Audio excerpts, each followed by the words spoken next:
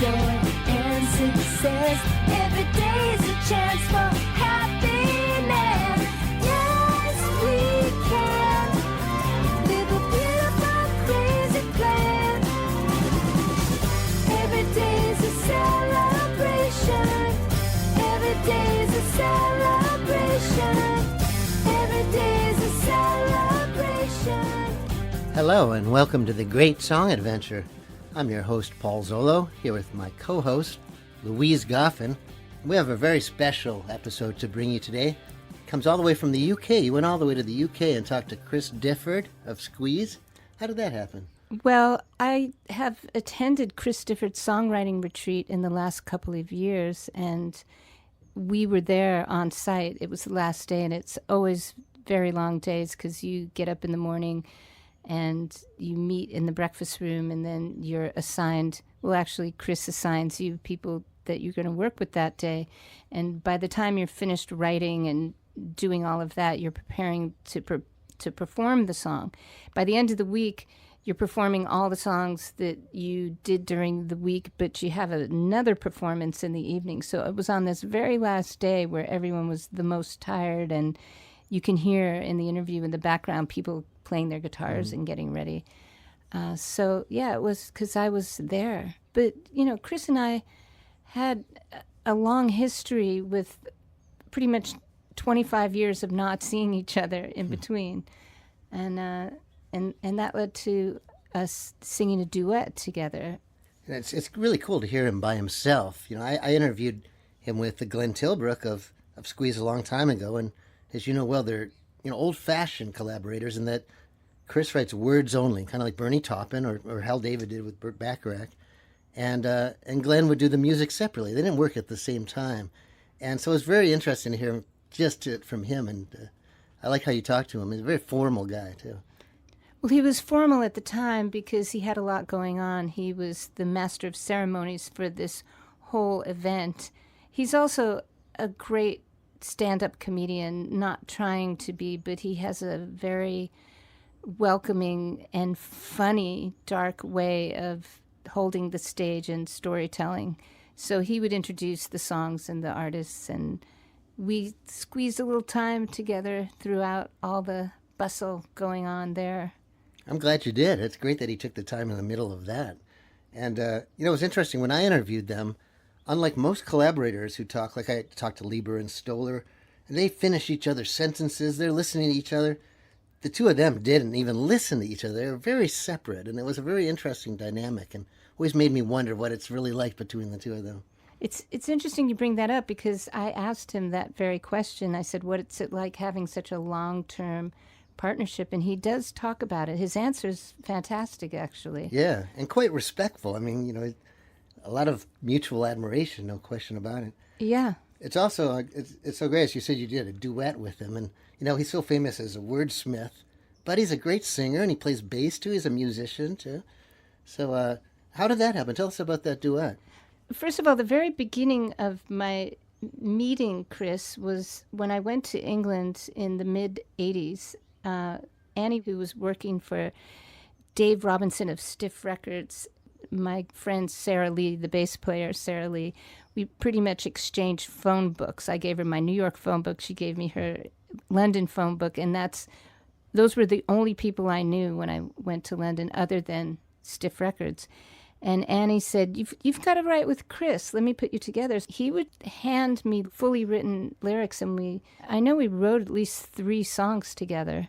And then I think we spoke like 2009. I think we found each other online about the songwriting retreat, and I had little kids at the time. And then recently, a friend of mine who is a photographer said, you won't believe it, I've got this great gig taking photos of Squeeze. And I said, if you see Chris, say hello. And he did.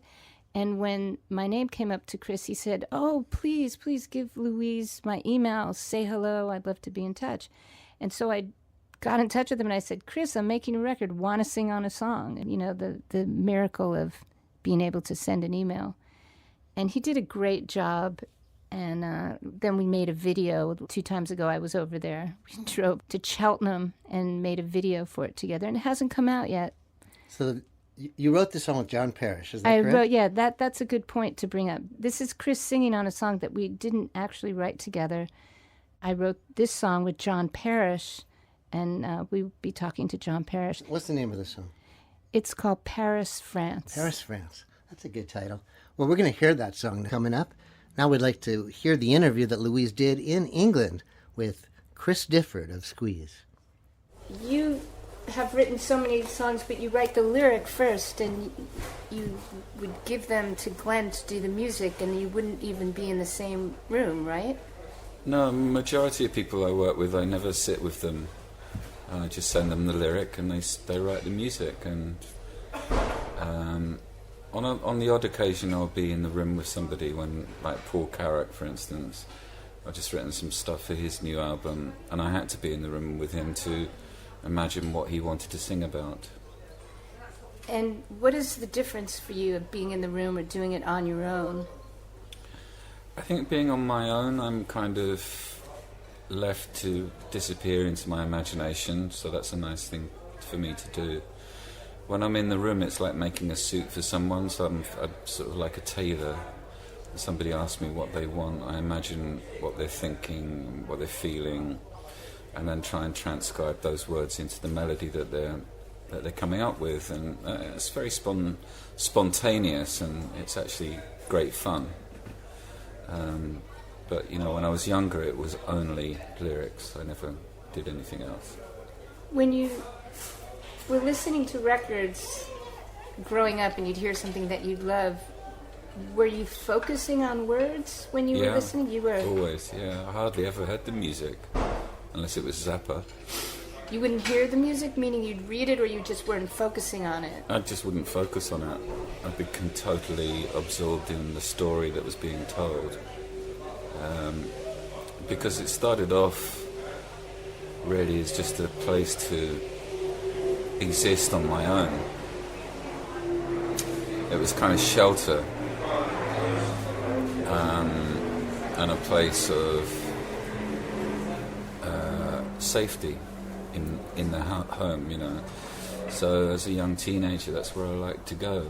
My friends became the lyrics that I was writing. They kept you company. They kept me company, and they still do from time to time, yeah. Yeah, I find that. Songs keep me company. Yeah. They're really old friends who don't talk back. Yeah, yeah. Yeah. It's good therapy. Yeah, it's definitely good in that way. I'm just curious, when you listen to the finished version of a lyric that you've given, have you ever been either unhappy or surprised by the musical direction it took? Writing with Glenn, I'm always surprised by the angles that he takes the melody, because he's such a genius in that respect. But it's not always been that way. When I was younger, I used to find it quite confrontational, the way that he would take a lyric and then put some sort of obscure musical sequence on top of it. In retrospect, looking at our career, it was very intelligent of him. When I'm working with other people, I negotiate. If people want to change things, then we can negotiate. It's kind of like a deal, really. Yeah. An emotional deal. Yeah, and you're keeping a level of excellence and confidence that you put it down there for a reason. Yeah. So you're not going to easily give it up because it's somebody's whim of wanting to change it. Well, as I say, when you're working with someone else, you're making them a suit. They walk into your shop and they say they want 3 buttons on the front and, and 4 on the cuff. That's what you have to deliver. As a lyricist, you deliver the exactly what the other person wants. And quite often, one particular occasion a couple of years ago, I spent 2 or 3 weeks with one person while he shared his life, and it was quite sad, but it was very fulfilling for him for me to hear what he had to say and then put it into lyrics, and it became a whole album of his thoughts written through my pen. Who was this? Was he a muse or? No, his name's Matt Dayton, and he's an incredible writer. He played guitar with Oasis for a while and with Paul Weller and various other people. He was very successful as a young lad, and then sort of depression hit him, and he went missing for many years, and then he came back. Wow, it must have been amazing to have words come out of that. It must have been very healing. Yeah, to it have was. a record. We shared the experience, you know. That's amazing. And I saw you play live, and you were playing guitar. So you play an instrument. You play. Do you ever play the guitar and something, a niggly thing will go? Oh, a song is coming. Does it ever start in music? No, it hasn't done. It did when 1971, 72. I wrote lots of songs on my own before I met Glenn. And I just became really lazy because that was my role, was just writing lyrics. I never thought about writing any tunes. But just recently I've sat down with a guitar and thought, yeah, maybe I could revisit the naivety of my youth. And I think that's quite a good quality to have, the fact that I don't know the guitar very well, and yet it's been my main instrument all my life. It might be quite interesting just to sort of push the boat out and see what happens. That would be. Take a risk. When we've been here and I've been writing with people, the one thing I've been trying to do at the beginning is get everybody to play the instruments they know the least when the song starts, and start recording so that you get everybody's mistakes before they know everything, and that usually is where the more interesting ideas come from. Possibly, yeah. I mean, I don't know. I guess so. Yeah. I mean, it's challenging for people. Yeah, because sometimes knowing an instrument well is an impediment to songwriting, because you hide in your licks and the things that you've played so many times that you know that chord goes into that chord. Yeah, I guess if you're Pat Metheny and you're like a grade 1 guitar player, you're hardly going to write very deep emotional songs because you're off the scale, so to speak. You know exactly where you are on the fretboard, and you've been educated to be like that. Yeah, I think it's good if you don't know the instrument really well. It's a good, and you know songs so well. Yeah. Well, the other thing is, you've had a partnership for so many years in your life. Like, it's like a marriage, really. You know, what would you, if you could talk to your younger self or tell someone who was going into a partnership in music like that, what would you tell them, or even tell yourself up front? That's a really good question. To be more empathetic and to listen to the other person, I think, because when you're young you don't have time to listen. You know, you're on a roller coaster of being in a rock and roll band, and you're off on the road constantly, and you don't, speaking for myself, I didn't have the opportunity or the knowledge of how to listen to what other people wanted. My feelings were masked in that way, I suspect. But I wouldn't change anything for the world, really, because I didn't get here today without making all those mistakes. And so I think it's really important that those mistakes are made, and although some of them are sort of, you know, it is like a marriage, you're right, and sometimes the wounds can be quite deep on either side, and often they're never talked about. And really only successful artists manage to scrape by in relationships that last as long as 46 years. But I think if you're bold enough and you're strong enough to have open conversations about things, you may learn to disagree, but you'll find the common ground that keeps you both together, and that common ground is normally the songs that you've written over the years. And I think you almost owe the song a sort of self-discipline to behave around the song. It's like children. Yeah, they are like children, and you know we're like parents to them, and we have different views about them. I suppose I'm a bit looser about the way I think about them, but I'm ultimately extremely proud, and my life is defined by that one relationship. It's beyond every relationship I've ever had, male or female. Do you find that as time goes on and you both get older, that it's just easier to put any differences along the way, which is such a long, like so many decades, to put them aside and just really have gratitude for the, all the things that you have together that you would not have had.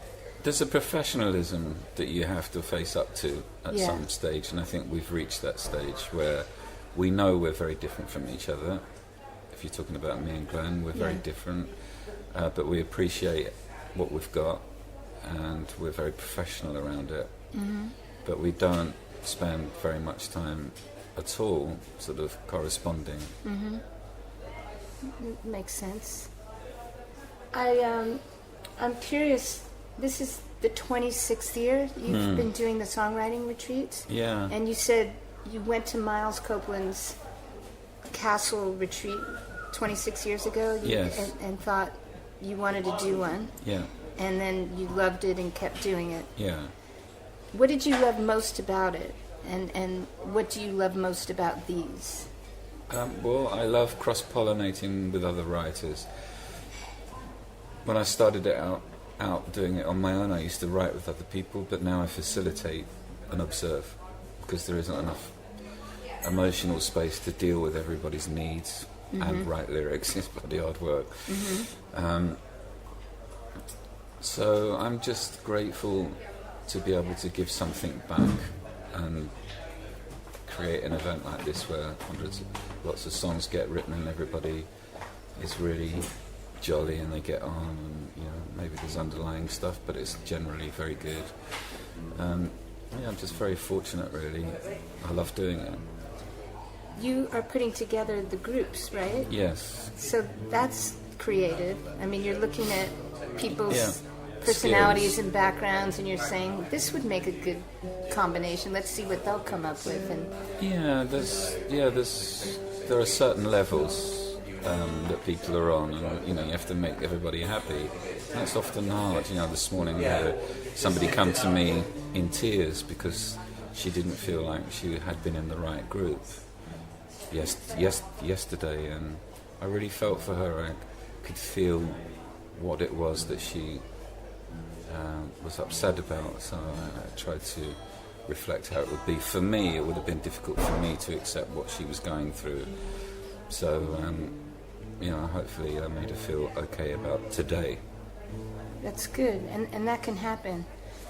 You try to make it work, but sometimes the personalities, you get the wrong side Yeah.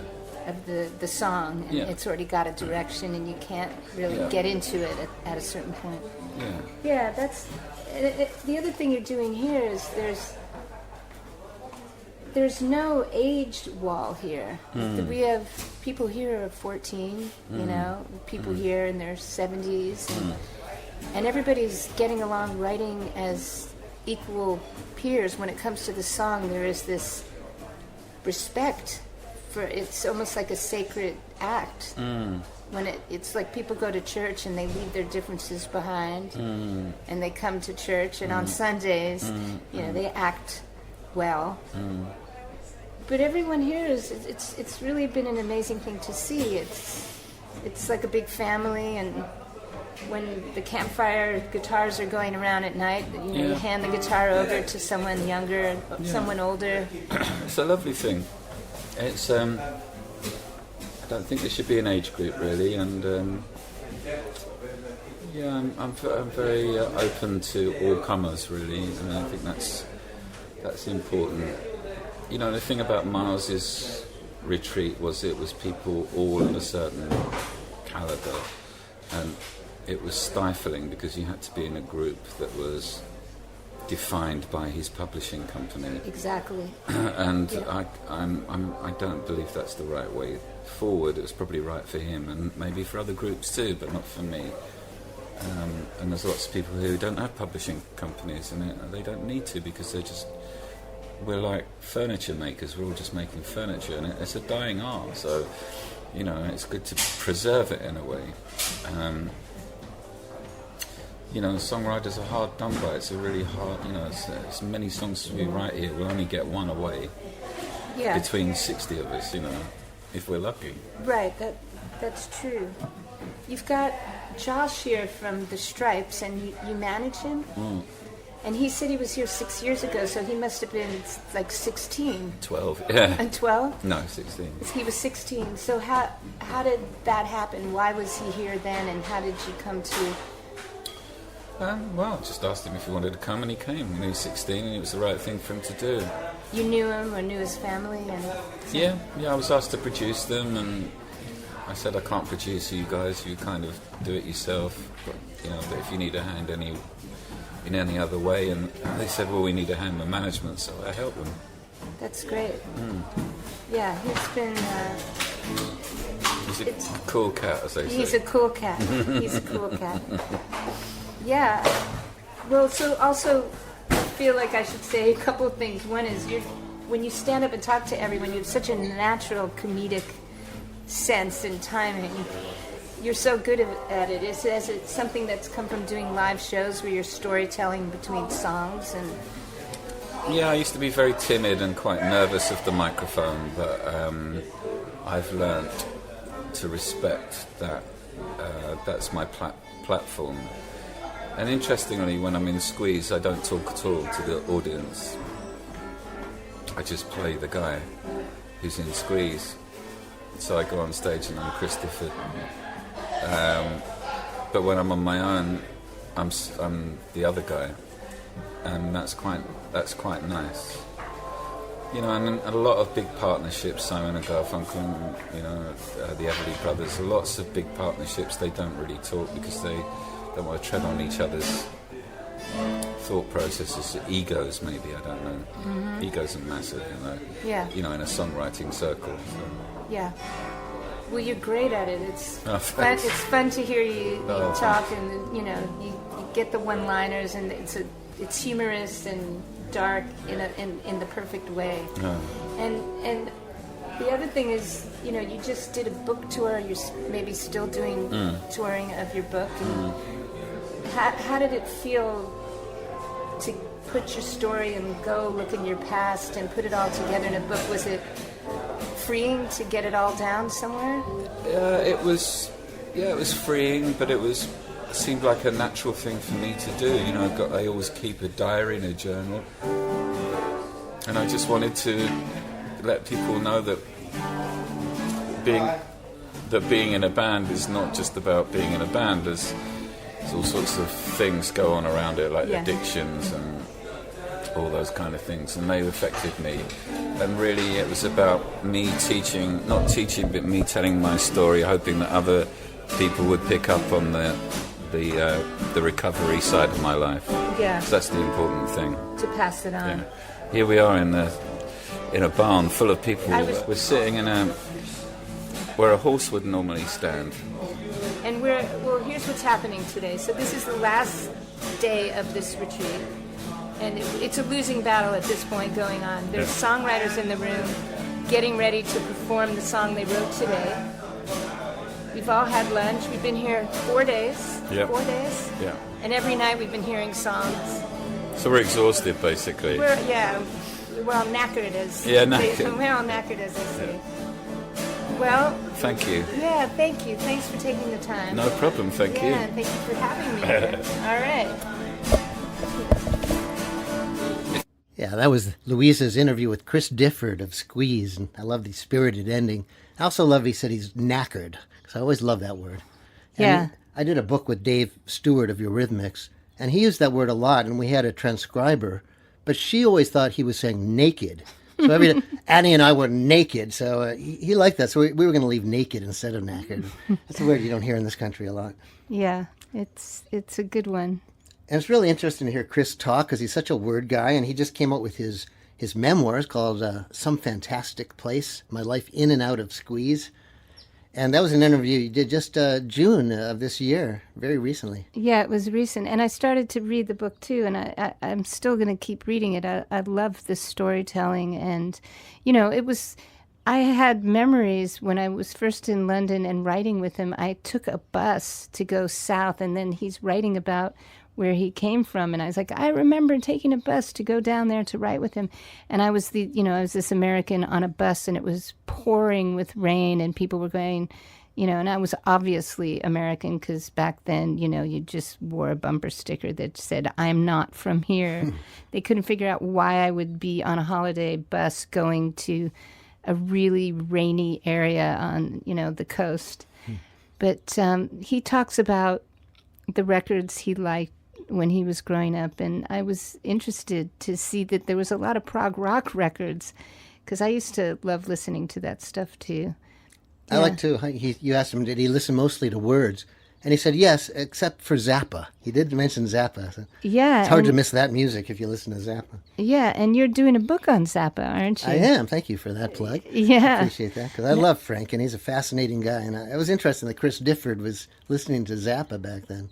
Yeah, it's great. So you wrote this song with John Parrish, is that correct? wrote, yeah, that's a good point to bring up. This is Chris singing on a song that we didn't actually write together. Well, we're going to hear that song now. And this is the first time anyone's hearing this song. Is that right? It's the first time it's ever, I guess it's a premiere. Yeah. So we're going to hear the premiere of Paris, France. Chris Difford and Louise singing a duet written by Louise and John Parrish. It's called Paris, France. Paris, France.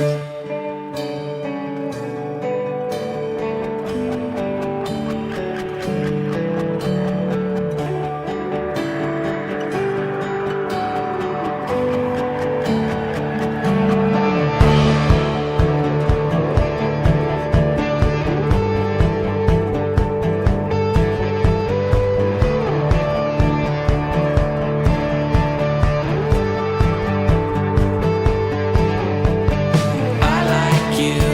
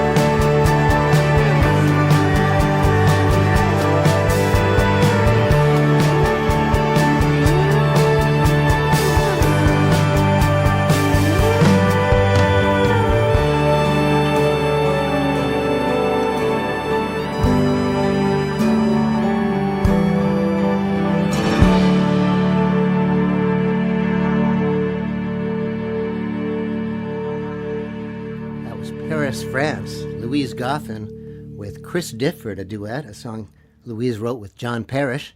John's going to be our guest on a episode coming up. We sat in John Parrish's studio, and he talked a lot about the records he makes, his production, and working with PJ Harvey. Yeah, that's a good one. I look forward to that. So how can people find us? Well, you can find us on Facebook and YouTube, and where else? Instagram. Yes. You want to communicate with us or suggest any questions or guests you think we should have, please let us know. We'd love to hear from you. Here we are, the Great Song Adventure, and we look forward to you being with us next time.